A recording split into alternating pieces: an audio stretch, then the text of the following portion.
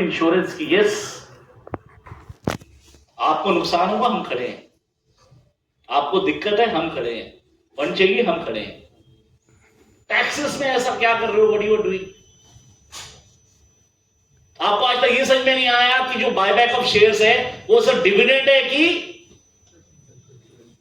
Capital gain है? अब जब तक डिविडेंड था तो ठीक है, आप कहते थे भाई साहब जो कैपिटल लॉस हो जाता था, अब मैं आपको कैपिटल जो आपका कॉन्स्टिट्यूशन है वो लॉस नहीं हुआ करेगा।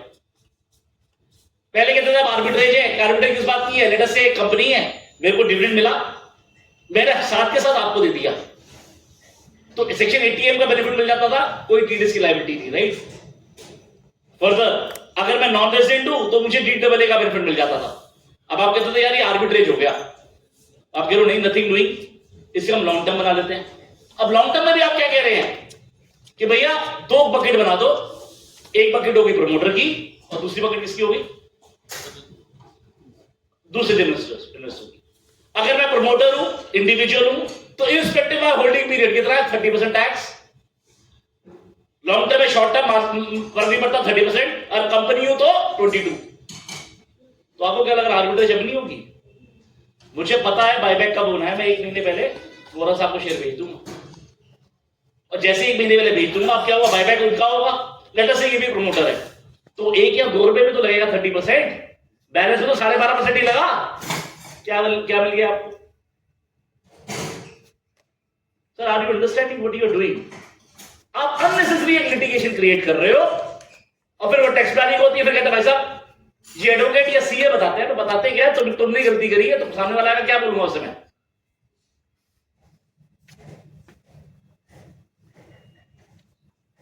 अब इन्होंने डिविडेंड की बात करी, सर आपने कुछ इन्वेस्टमेंट करी, आप बोल रहे डिविडेंड पे पहले 20% तक था, पहला तो मुझे समझ में नहीं आया 20% की रेशियो क्या है, चलो वो भी चल रहा था 20% तक भी। अब आप बोल रहे हो भाई साहब कुछ नहीं मिलेगा, पर ये क्या हर जगह एप्लीकेबल होगा? लेट अस से मैं शेयर ब्रोकर हूं, मैंने शेयर्स होल्ड किए हुए हैं, वो डिविडेंड क्या होगी मेरी? Business income. वहां पे 36 लगता है, कहां से रिस्क लूं? क्योंकि आप जो कर रहे हो आईओएस पे कर रहे हो, वो बिजनेस इनकम में नहीं कर रहे हो। Are you with me? सुनो सर, लॉ को बनाते हुए कभी ऐसे बनाना चाहिए जहां पे कमियां नजर आए। जैसे भैया ने जॉब की बात करी, भैया ने बोला डिन नंबर की बात करी। My question is, job for का जो इश्यू है आपको कब तोड़ देना चाहिए था?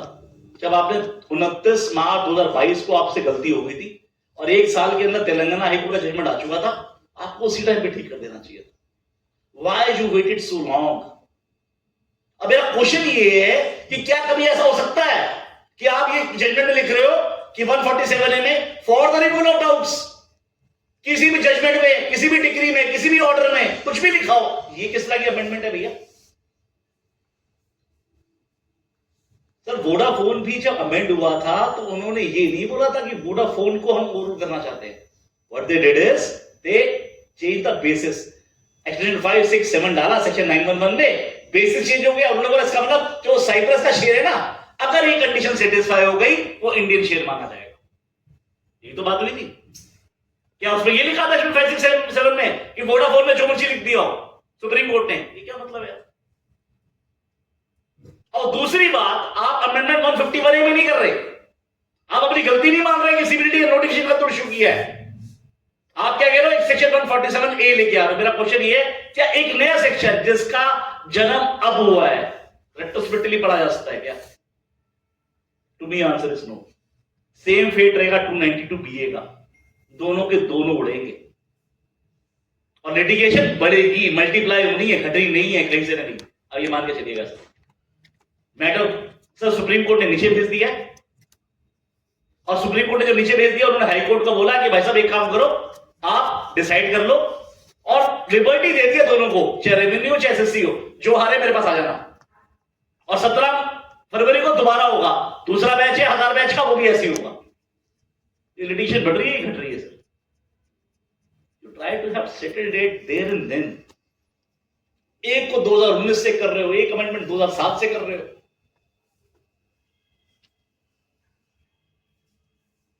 वो जो आपका अमेंडमेंट था in relation to plant and machinery, plant और मशीनरी, जो जीएसटी में था वो अमेंडमेंट आप 5 साल बात कर रहे हो, 7 साल बात कर रहे हो, what is this? Orissa high court ने जब बता दिया था कि भाई साहब वहां पे प्लांट और मशीनरी लिखा हुआ, प्लांट और मशीनरी लिखा हुआ जीएसटी के अंदर, to stops you to not to make an amendment, why you waited for 7 years? तो क्वेश्चन उठता है sir, certainty under tax law is oxymoron, please appreciate कीजिएगा, why it is so? Sir target government का ज्यादा से ज्यादा tax देने का है। अभी dividend is one of the thing, वो कह रहा भैया मुझे टोटल रिसीट्स पे टैक्स दे दो, कोई खर्चा अलाउ नहीं करूंगा। और सर एसएससी का टारगेट क्या है? कम से कम देना है। तो जब जब दोनों की लड़ाई होती रहेगी सर, क्या what is going to happen? Litigation होगी, amendment is bound to happen. और सबसे ज्यादा हंसी वाली बात क्या है 2025 के एक्ट के अंदर? सर एक बच्चा भी पैदा हुआ 1/4/2026 को, करीबन 100 से ऊपर अमेंडमेंट हो चुकी है इसके लिए भी। दोबारा पहला बेबी हुआ था, कंसीव हुआ था 2025 के अंदर, अब दोबारा इन्होंने 100 अमेंडमेंट और कर दी है। तो इनका ये कह रहा था ABCDEF से हमें चिढ़ है। अभी आप देखोगे 2 अमेंडमेंट में सर कैपिटल ए आ चुके हैं। तो जिस हिसाब से ये चल रहे हैं, अगले 10 सालों के अंदर आप एक नया लॉ देख लोगे, it is bound to happen. और जो जो व्यक्ति कह रहा है कि भाई साहब जब मैं पढ़ूंगा इसमें सर्टिलिटी आ जाएगी, तो मेरा क्वेश्चन सबसे ये होता है कि see I am not a convent educated. आप में से कौन कौन कॉन्वेंट एजुकेटेड है सर? कोई है?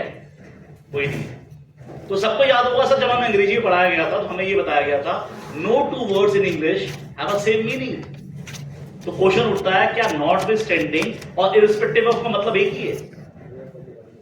तो नॉटविथस्टैंडिंग को सुप्रीम कोर्ट ने समझाया था अगर ये 2 रोड्स है, this road and that road, और ये रोड कह रही है नॉटविथस्टैंडिंग दिस रोड, तो नॉन ऑफसेटिंग लॉस तब हिट होगा जब ये दोनों रोड आपस में डाइसेक्ट करेंगी। अगर दोनों पैरेलल चल रही है, सॉरी कुछ नहीं होगा। तो वेयर एज व्हेन यू से इररिस्पेक्टिव ऑफ, वो कहता भैया तू डाइसेक्ट कर या ना कर, मैं ओवरराइड करूंगा, लिटिगेशन बढ़ेगी घटेगी। आपने बोला मेरे को प्रोविजनल एक्सप्रेशन से दिक्कत है। प्रोविजन का टारगेट क्या है? मेन सब्सटैंटिव सेक्शन और प्रोविजन कार्व आउट लेके आता है। लेट अस अबाउट 50C की बात करते हैं। वो कहता guidance value with obvious consideration, और नीचे क्या बोलता है 10%, 20% जब कोविड में भी लेके आए थे। अब इन्होंने बोला नथिंग डूइंग, सब सेक्शन बना देते हैं। तो सेक्शन इंडिपेंडेंट होता है sir, it could expand also. तो some provision which has been changed into subsection, which can be independently interpreted also, which can have an explicit definition also, तो क्या होगा सर? लिटिगेशन बढ़ेगी घटेगी? तो मेरा सिर्फ ट्रस्ट क्या है, before I go to budget and then I come to concept of income. जो सर 2017 में गाड़ी में बैठने से रुक गया था जीएसटी में, सर इस गाड़ी में बैठ जाओ, पैसा बरस रहा है, लूटने वाला चाहिए। I am telling the truth, litigation में धंधा बहुत है, बहुत पैसा है, काम करने वाला चाहिए, काम करने वाले लोग नहीं है, और अच्छा काम करने वाले नहीं। मैं एक दो चीजें आपको बताता हूं before I go to budget, क्योंकि टारगेट तो 10 से 15-20 लाख रुपए कमाने का है। बाकी मेजर चीज सर ने सामने बता दी है। मैं मेजर चीज बताऊंगा, then go to concept of income, how you interpret the law. 3 days बिफोर आप स्टार्टेड आर्ग्यूइंग, और मैं करीबन ये 2 साल से बोल रहा था कि जब जब आपकी 127 में ज्यूरिडिक्शन चेंज होती है, और ये प्लीज माइंड कर लें, ये इंपॉर्टेंट है, 127 जब ज्यूरिडिक्शन चेंज होती है, let us say your file is transferred from Calcutta to Delhi, some place to Delhi, और दिल्ली टू समवेयर एल्स। तो जब सेंट्रलाइजेशन या डिसेंट्रलाइजेशन होता है, तो 27 जब होता है, सेंट्रलाइजेशन तभी होता है जब आपकी कोई प्रोसीडिंग पेंडिंग है, तेरे सब असेसमेंट व्हिच इज पेंडिंग। मैं बहुत जगह बोल रहा था, लोग कहते यार क्या बात कर रहा है, आज तो ऐसा भी हुआ नहीं। मैंने कहा यार देखो सुप्रीम कोर्ट जज कहते nothing doing. 3 days before I argued before Delhi high Court, and Delhi high court accepted that. मैंने कहा सर काइंडली रीड 127(4), और 27(4) बोलता है कि the proceeding has to be pending. मैंने पूरा एक्ट पढ़ा, सेक्शन पढ़ा, और मैंने जानबूझ के एक्सप्रेशन छोड़ दिया। थोड़ी देर पहले भैया बता दो सारी आपको व्हाट हैपेंड। जो मेरी रेवेन्यू काउंसिल है, जो हमारे यहां से, जो सामने से, she said my lord he is representing, he is not reading expression। मैं जानता था कि एक्सप्रेशन के बारे में हिट होगा। my lord also said yes Mr. Kanwar you are not reading, तो साफ क्लियर उसे पढ़ोगे तो गेम खत्म है। मैंने कहा no my lord allow me to read। I said मैंने कहा 127(4) के साथ जब मैंने एक्सप्रेशन पढ़ा तो मैंने बोला बीच में वर्ड एंड है सर, एंड इज कंस्ट्रक्टिव। तो बोल रहा पहले पेंडेंसी होनी चाहिए और एंड कोई और केस भी। पहली बात मैंने बोला sir let us know the history of this expression. होता क्या था कि पहले 127(4) में मैंने ट्रांसफर हुआ, दोबारा केस खोलना पड़ता था जब तक एक्सप्रेशन नहीं थी, तो दोबारा वो प्रोसेस दोबारा फॉलो करना पड़ता था। To overcome this problem they brought this expression कि एक बार प्रॉपर तरीके से हो गया, दोबारा 127 का प्रोसीजर फॉलो करने की जरूरत नहीं है। और माय क्वेश्चन इज, जब पहली बार प्रोसीजर ठीक हुआ है, क्या वो ठीक है नहीं ठीक है, क्या मेरी कोई प्रोसीडिंग पेंडिंग है या नहीं? दूसरी बात, मेरे पास 8-10 प्रोपोजिशन थी, 2 प्रोपोजिशन में नोटिस हो गया। दूसरा, आई आर्ग्यूड, मैंने बोला kindly see lecture B5, it says that this notice which has to be issued by commissioner, it has been issued by ITO। और टेक माय वर्ड्स, जब मैं ये बोल रहा था पीछे सारे के सारे सो कॉल्ड बड़े बड़े एडवोकेट हंस रहे थे, बोले क्या बोल रहा है। Even my lord said listen करो व्हाट यू आर सेइंग। हमारे हाईकोर्ट में क्या होता है, ऑर्डर हम प्रोनाउंस करते हैं, ऑर्डर हम लिखते हैं, ऑर्डर पे साइन कौन करता है? रजिस्ट्रार। मैंने कहा small question to me myself, is it the commissioner which is quasi-judicial authority can be equated with the high court? And further, मैंने कहा माय लॉर्ड आप जजमेंट देते हैं ओपन कोर्ट के अंदर, उसके बाद रजिस्ट्रार साइन करता है। Is it so? Further, when there was no power to delegate to issue notice was not there in 127, can the power can be delegated? Said doesn't sound okay. मैंने why not give me 2 minutes and we'll show the judgment। हमने constitution bench की एक judgement दिखाई, 3 judgement थी constitution, उस पे para number 11 पढ़ाया मैंने why not kindly see what the para is saying। The para is saying that commissioner can delegate the power to issue notice only when it was written like this, that commissioner can issue or the person to whom the delegation was done। मैंने मालूम this line was missing। They discussed for 10 seconds क्योंकि it's a division bench, they said issue notice। The key was it's not that कि कौन क्या बोल रहा है, question ये कि आप कैसे पढ़ रहे हैं, पढ़ने का ढंग कैसे। आज हम जो 10 मिनट आधा घंटा मैं और लगाऊंगा बजट पे, then I will go to concept of income, will only ensure कि क्या लिखा है उसका बेनिफिट कैसे उठाना है। पहला चीज जो मैंने आपको बताई सब पहला है 140 जॉब फॉर्म की बात करते हैं, जो मैं जॉब की बात कर रहे थे।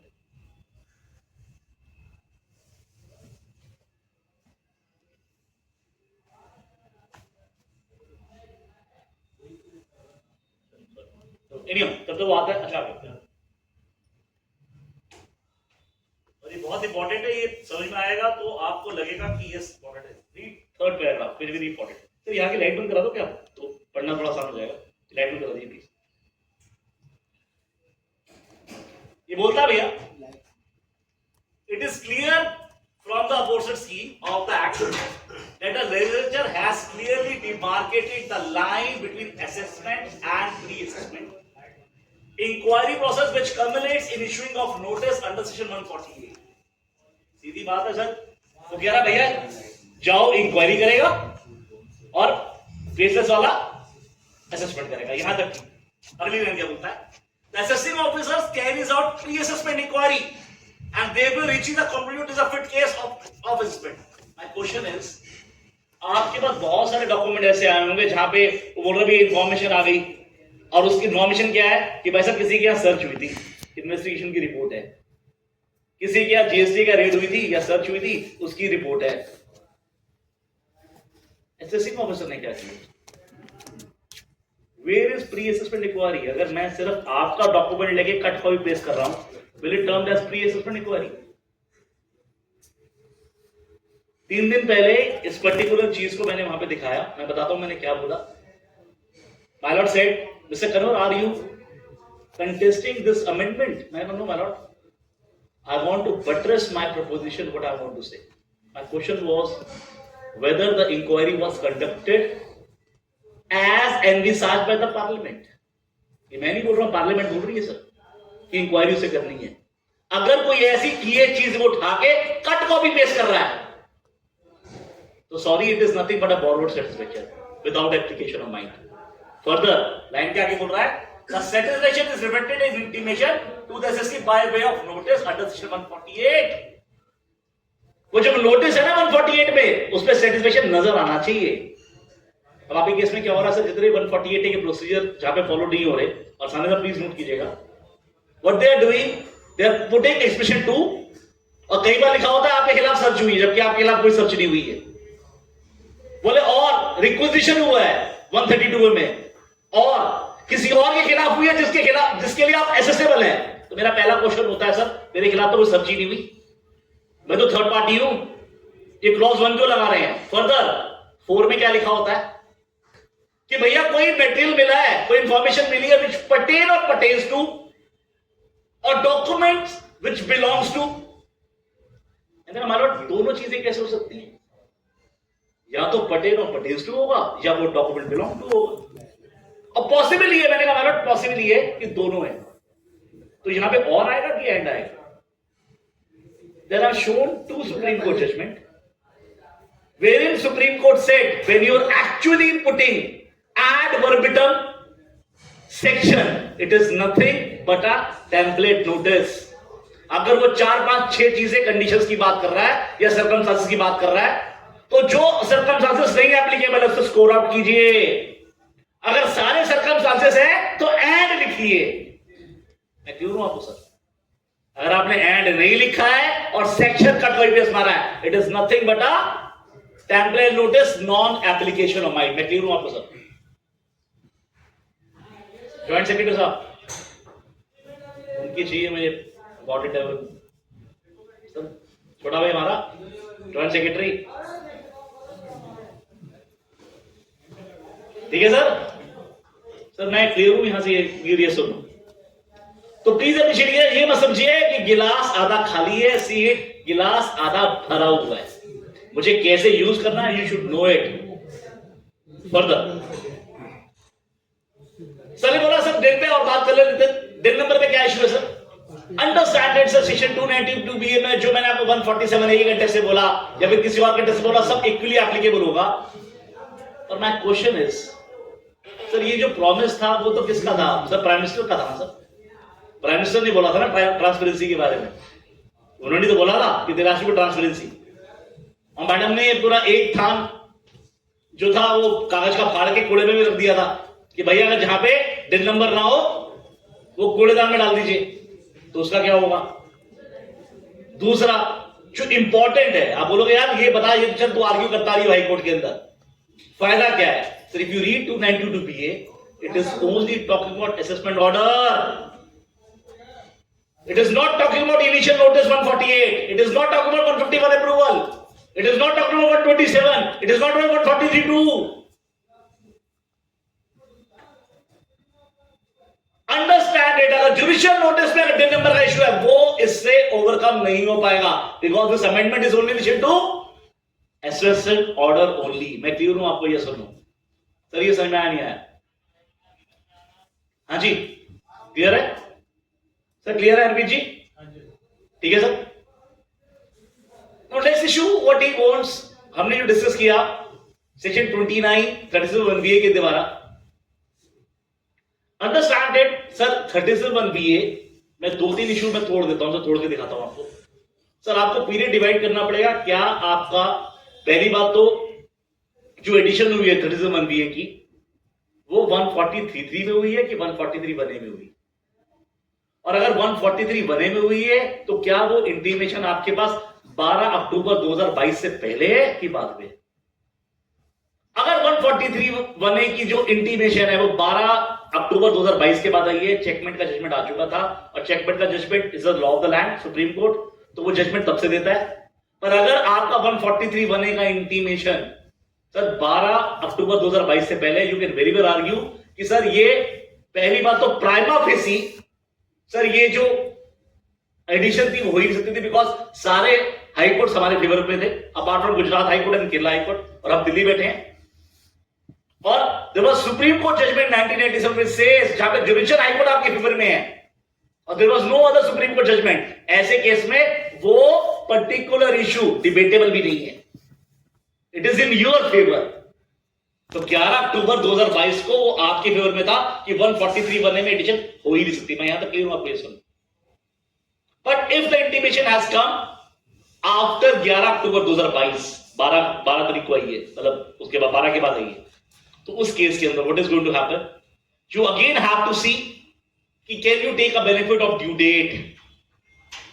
There was judgement of Kanoi papers में है, और बहुत सारी आईटीटी बहुत फेवर दे रही है रिलेशन। हमारे बहुत सारे आर्गुड जजमेंट्स है जहां पे उन्होंने कनोई पेपर को दिया। ड्यू डेट का मतलब ये है कि लेट अस से अप्रैल की सैलरी आपने मई में दी, तो ड्यू डेट मई नहीं बनेगी, it will be 15 June, right. पर हैविंग सेड दैट, क्वेश्चन ये उठता है जो अमेंडमेंट हुई सेक्शन 29 में, क्या इसका बेनिफिट मैं नए एक्ट में उठा सकता हूं? आंसर इज यस और नो। अगर आप सीधा सीधा बोलोगे आंसर नो मिलेगा। But the only way is to do is to go to High Court और आर्टिकल 14 में चैलेंज करें, सर 36(1)VA विज़ एम्प्लॉयर कंट्रीब्यूशन। ऐसा कैसे हो सकता है कि सर एम्प्लॉयर कंट्रीब्यूशन भी 15 दिन में जमा कराना है, उसको भी 15 दिन में जमा कराना है, उसके लिए तो 43 भी है, और इसके लिए कैसे आप 15 डेज कर सकते हो? दूसरा, यू कैन ऑलवेज चैलेंज कि सर एक दिन डिले हो गया तो आर्टिकल 14, 19 और 21 कहां है? आप एक दिन के चक्कर में कह रहे हो भाई साहब एक दिन भी डिले हो गया, सॉरी आपको खर्चा ही नहीं मिलेगा। So we went to the Punjab High Court in the case of Staunch. The notice was issued to the Revenue and to Union of India. Union of India इसलिए because जब आप constitutionality की बात करते हो, you have to put Union of India as a party. AO थोड़ा बोलेगा constitutionality है या नहीं है, वो तो Union of India ही बता सकता है। Now